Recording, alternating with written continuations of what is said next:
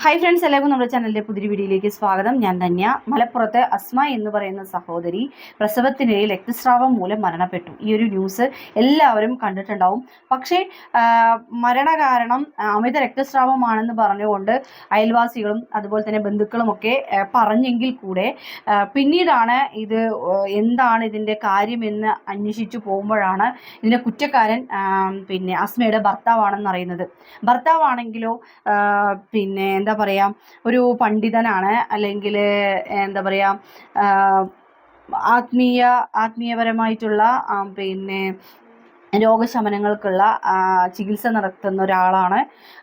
അതുപോലെ ആത്മീയ മജിലിസ് ഉണ്ടോയെന്ന് എനിക്കറിയില്ല. ആത്മീയപരമായിട്ടുള്ള പ്രഭാഷണങ്ങൾ ചെയ്യുന്ന ഒരു വ്യക്തിയാണ്. അപ്പോൾ അദ്ദേഹത്തിൻ്റെ പേര് സിറാജുദ്ദീൻ എന്നാണ് പേര് കേട്ടോ. അപ്പോൾ ഈ സിറാജുദ്ദീൻ എന്ന് പറയുന്ന ആള് ആലപ്പുഴ ജില്ലക്കാരനാണ്.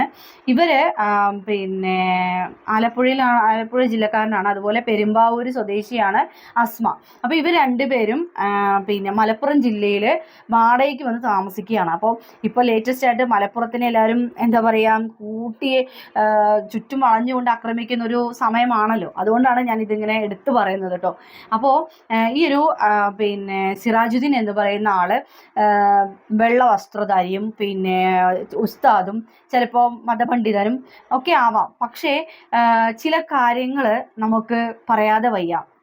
ഏതൊരാളായാലും ശരി, എത്ര വലിയ ഉസ്താദായാലും ശരി, എത്ര വലിയ മഹാപണ്ഡിതനായാലും ശരി, തെറ്റ് ചെയ്തിട്ടുണ്ടെങ്കിൽ ശിക്ഷിക്കപ്പെടുക തന്നെ ചെയ്യണം. ഇപ്പോൾ ഇന്നത്തെ കാലത്ത് വീട്ടിലുള്ള പ്രസവം എന്ന് പറയുന്നത് ചില ഘട്ടങ്ങളിൽ ഉള്ളത് തന്നെയാണ്. ഇപ്പോൾ ഇതിൻ്റെ കൂടെ തന്നെ ഞാൻ എൻ്റെ കാര്യം കൂടെ ഞാൻ ഉൾപ്പെടുത്തുകയാണ്. ഞാൻ ഹോസ്പിറ്റലിൽ തന്നെയാണ് പ്രസവിച്ചത്. പക്ഷേ എനിക്ക് അമിത രക്തസ്രാവമായിരുന്നു. അതുകൊണ്ട് എൻ്റെ ശരീരത്തിൽ വെറും 1% മാത്രമേ ബ്ലഡ് ഉണ്ടായിരുന്നുള്ളൂ. എത്രയും പെട്ടെന്ന് എന്നെ ഇവിടെ നിന്ന് മാറ്റണമെന്ന് പറയുകയും ചിലപ്പോൾ എന്നെ കിട്ടില്ല എന്ന് വരെ എഴുതി വാങ്ങിക്കുകയും ചെയ്തിട്ടുണ്ടായിരുന്നു. അപ്പം തന്നെ അവർ ബ്ലഡ് കയറ്റാനുള്ള സംവിധാനങ്ങളൊക്കെ ടക്കുന്ന് ചെയ്തതുകൊണ്ട് ഞാനിതാ ഇവിടെ നിങ്ങളുടെ മുന്നിൽ ജീവനോടെ നിന്ന് സംസാരിക്കുകയാണ്. അപ്പോൾ ഒരു നിമിഷത്തെ അശ്രദ്ധ കൊണ്ട് തന്നെയാണ് അസ്മ എന്ന പ്രിയപ്പെട്ട സഹോദരി മരണത്തിലേക്ക് പോയത്. അതുമാത്രമല്ല, 1-2 ചാനലുകൾ പറയുന്നു ഈ ഒരു മരണത്തെ സ്റ്റാറ്റസ് വെച്ചു എന്ന് പറയുന്നുണ്ട്. എത്രമാത്രം സത്യം ഉണ്ടെന്ന് എനിക്കറിയില്ല. ഞാൻ അതൊന്നും നോക്കാൻ, അതായത് അത് ഞാൻ ശ്രദ്ധിക്കാൻ പോയില്ല. കാരണം നമ്മളുടെ ഉള്ളിൽ പെടയും. കാരണം ഒരു കുഞ്ഞും ഒരു അമ്മയും ഇങ്ങനെ മരണപ്പെടുക എന്ന് പറയുമ്പോൾ നമുക്ക്, അല്ലെങ്കിൽ ആ ഒരു വിഷമം എന്ന് പറയുമ്പോൾ വല്ലാത്തൊരു തന്നെയല്ലേ. കുഞ്ഞിൻ്റെ കാര്യം എവിടെയും പറയുന്നത് കേട്ടില്ല കേട്ടോ. സത്യം കുഞ്ഞിൻ്റെ കാര്യം എനിക്കറിയില്ലേ. ഞാൻ അറിയാതെ എന്തെങ്കിലും പറഞ്ഞിട്ടുണ്ടെങ്കിൽ ക്ഷമിക്കുക. പക്ഷെ അസ്മ എന്ന സഹോദരി മരണപ്പെട്ടു എന്ന വാർത്തയാണ് ഇപ്പോൾ എല്ലാവരും ചർച്ച ചെയ്യപ്പെടുന്നത്. അതുപോലെ എനിക്ക് പറയാനുള്ളത്, ഇവരുടെ ഇത് അഞ്ചാമത്തെ കുട്ടിയാണ്, 5ാമത്തെ പ്രസവമാണ്. അപ്പോൾ ആദ്യത്തെ 3 പ്രസവവും വീട്ടിലായിരുന്നു അത്രേ. ആദ്യത്തെ 3 പ്രസവം വീട്ടിലായിരുന്നത് കൊണ്ട് ആയിരുന്നു. അപ്പോൾ 2ാമത്തെ 4ാമത്തെ ഹോസ്പിറ്റലായി, 5ാമത്തെ വീട്ടിലായി.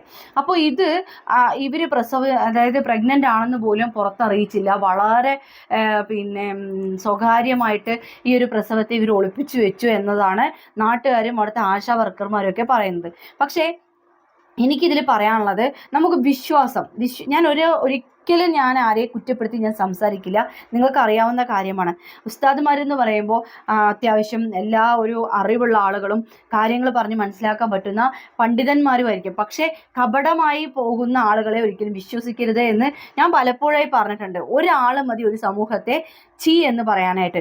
അപ്പോൾ ഈ ആള് ഉസ്താദാണല്ലോ, മുസ്ലിം ആണല്ലോ, തലയിലെ തലപ്പാവുണ്ടല്ലോ. അപ്പോൾ ആളുകൾക്ക് ഇങ്ങനൊരു വാർത്ത ഹൈലൈറ്റ് ആയി ആ വാർത്തയെ തീപ്പൊരി പന്തമാക്കി വിടുക പറയില്ല എന്ന പോലെ ഒരവിടെന്ന് കൊളുത്തി കഴിഞ്ഞാൽ അത് നിൽക്കുന്നത് വല്ല നമ്മുടെ ആരിഫ് ഹുസൈനോ അല്ലെങ്കിൽ ജാമി ടീച്ചറിൻ്റെ അടുത്തൊക്കെ ആയിരിക്കും. അവർക്ക് എന്തെങ്കിലും ഒരു കണ്ടന്റ് കിട്ടാൻ വേണ്ടിയിട്ട് ഈ ഒരു വീഡിയോസൊക്കെ അവിടെ എത്തും. പിന്നെ അവർ പറയും, ഞാൻ അപ്പോഴും പറഞ്ഞില്ലേ, ഞാൻ ഇങ്ങനെ ചെയ്തില്ലേ, ഞാൻ അപ്പോഴും പറഞ്ഞില്ലേ, ഇങ്ങനെ ചെയ്യാൻ പാടില്ല എന്ന് അവർ തുടങ്ങും പിന്നെ അതിനെക്കുറിച്ച് വർണ്ണിക്കാനായിട്ട്. അതുകൊണ്ട് ഒരു സമൂഹത്തെ മുഴുവൻ ചീത്തയാക്കുന്നത് ഇങ്ങനെയുള്ള ആളുകളാണ്. എന്ത് തന്നെയായാലും തെറ്റ് തന്നെയാണ്. ഹോസ്പിറ്റലിൽ കൊണ്ടുപോകാൻ വിസമ്മതിച്ചതും അതുപോലെ ആ ഒരു മരണം കുട്ടിനെയും അമ്മയെയും സ്റ്റാറ്റസ് വെച്ചു എന്ന് പറയുന്നു. എത്രമാത്രം സത്യം ഉണ്ടെന്ന് എനിക്കറിയില്ല. എനിക്ക് ഫോട്ടോ കിട്ടിയിട്ടുണ്ട്. ഇനി അത് അവർ തന്നെയാണോന്നും എനിക്കറിയില്ല. എന്തായാലും ഇവർ ചെയ്തത് വളരെ തെറ്റ് തന്നെയാണ്. കാരണം അത്ര അപകടകരമായ ഒരു പ്രസവം ആണെങ്കിൽ ആയിരുന്നെങ്കിൽ എന്തുകൊണ്ട് ഹോസ്പിറ്റലിലേക്ക് എത്തിച്ചില്ല? അത് മാത്രമല്ല ആശാ വർക്കർമാരോ അല്ലെങ്കിൽ നാട്ടുകാരുടെ അടുത്തൊന്നും പ്രഗ്നൻ്റ് ആണെന്ന് പറഞ്ഞതുമില്ല. അതുകൊണ്ട് ഇതിൻ്റെ നിജസ്ഥിതി എന്താണെന്ന് അറിയാൻ താല്പര്യമുണ്ട്. ഇനിയെങ്കിലും ഇങ്ങനെയുള്ള മൂഢവിശ്വാസങ്ങളെ വലിച്ച് തച്ചൊടച്ചുകൊണ്ട് പോകണമെന്നാണ് എനിക്ക് പറയാനുള്ളത്. കാരണം ഒരു ജീവിതം, ഒരു കുഞ്ഞു ജീവിതം, ആ കുഞ്ഞിനൊരു അമ്മ ഇല്ലാതാവുക, ഇതൊക്കെ വല്ലാത്തൊരവസ്ഥ തന്നെയാണ്. എത്ര കുഞ്ഞു മക്കളാണ് അവർക്ക്, ഒന്ന് ആലോചിച്ച് നോക്കൂ. ജീവിച്ച് കൊതി തീർന്നിട്ടില്ല, വേറെ എന്തെങ്കിലും അസുഖമാണോ? അതുമല്ല, പ്രസവത്തിൽ ഒരു കുഞ്ഞിനെ എന്താ പറയുക, പുനർജനിപ്പിച്ച് അല്ലെങ്കിൽ ഒരു കുഞ്ഞിന് ജീവൻ നൽകിയപ്പോൾ ആ അമ്മയുടെ ജീവൻ ഇല്ലാതായ ഒരു നിമിഷമാണ് ഇന്ന്.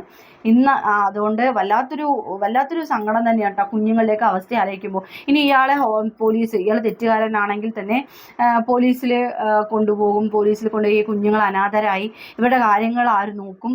എത്ര കാലം അവരുടെ വീട്ടുകാരും വലിയമ്മമാരും മുത്തശ്ശന്മാരും അച്ചച്ചന്മാരൊക്കെ നോക്കും അല്ലേ? അമ്മയ്ക്ക് പകരം അമ്മ മാത്രമേ ആവുള്ളൂ.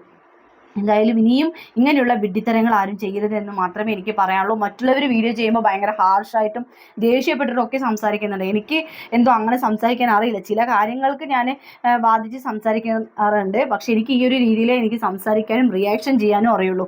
അതുകൊണ്ട് എൻ്റെ ഭാഗത്ത് എന്തെങ്കിലും തെറ്റുകളുണ്ടെങ്കിൽ ക്ഷമിക്കുക.